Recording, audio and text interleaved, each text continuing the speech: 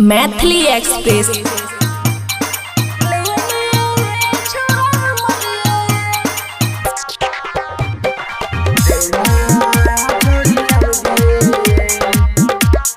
खुशी recording studio बलुआहा। हम बाली देना हमरा अमगे, कहाँ से तू लैली छोरी मीठा मीठा अमगे। अरे सिमला से ले लिए छोरा मीठा मीठा आम रे, जल्दी से बोल छोरा छूट कर दाम रे। देना छोरी अमगे, लेने छोरा आम रे। देना छोरी अमगे, लेने छोरा आम रे।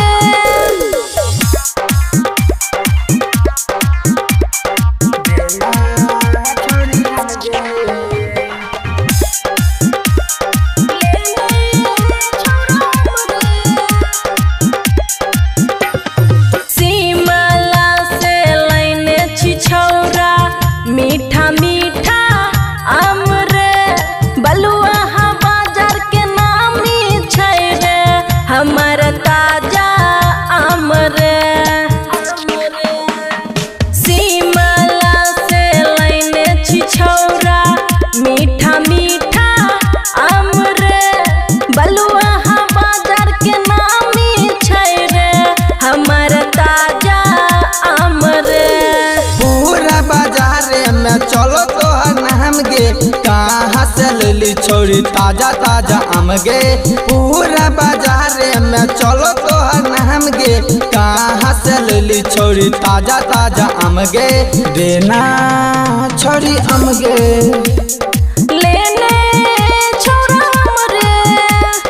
देना छोरी आम गे, लेने छोरा आम रे।